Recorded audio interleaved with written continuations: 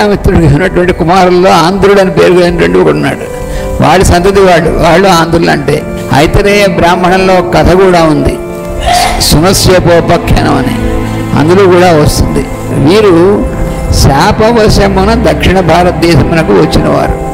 మనము ఆంధ్రజాతి వారము. పోతన ఆంధ్రుడు భాగవతం ఆంధ్ర భాషలోకి అనువదించిన వాడు. తన్మూలమున ఆంధ్రజాతి మోక్షధర్మమును అవలంబించునని విశ్వాసము పోతనకు ఉండుటే కాబోలు తాను అనువదించిన ఈ పద్యమున ఆంధ్రులను పేర్కొనక విడిచెను.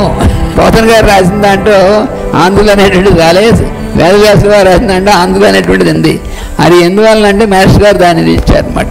భారతమునను పురాణముల యందును ఆంధ్రజాతి పెక్కు తావుల యందు పేర్కొనబడినది. కంసుని ఇక్కడ మల్ల యుద్ధమునకు సంసిద్ధులైన ఆస్థాన మల్లుల్లో ఆంధ్రులు ఉన్నారు. చాణూర ముష్టికుడు శ్రీకృష్ణుచే సంహరింపబడి వారు ఆంధ్రులని విష్ణు సహస్రనామమున చాణూరాంత నిషూదన నామమును కూడా పేర్కొనబడినది. అంటే అంత మాత్రం చేత మనందరం భగవంతుడు వ్యతిరేకులు అని అర్థం కాదు.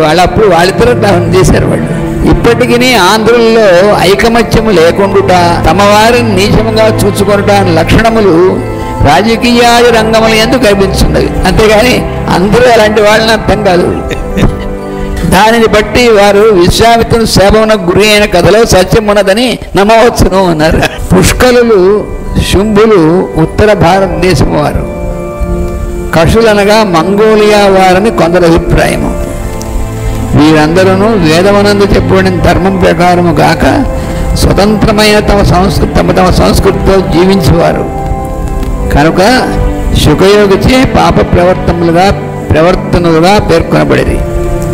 వేదధర్మమును అవలంబించినను మానినను సర్వాంతర్యామైన భగవంతుని భక్తి కలిగినచో వీరు పరిశుద్ధులై మోక్షము చెందుతురు అని చెప్పబడినది. వీళ్ళు వేదధర్మాన్ని కాదన్నంత మాత్రాన వీళ్ళ వంశపరాలు ఎప్పుడు పనికిరానటువంటి వాళ్ళు అని చెప్పలేదు అక్కడ. అందుకని ఏం చేసిందంటే భాగవతం ఏం చెప్పింది, భాగవత ధర్మం అంటే వాళ్ళ ఉన్నప్పటికీ కూడా వాళ్ళు పరిశుద్ధులు అవ్వడానికి అవకాశం ఉంది. వాళ్ళు అవలంబించమని అండ్ ఇప్పుడు సర్వాంతర్యామి అని భగవంతుని భక్తి కలిగినచో వీరు పరిశుద్ధులై మోక్షం చెందుదురు అని చెప్పబడింది.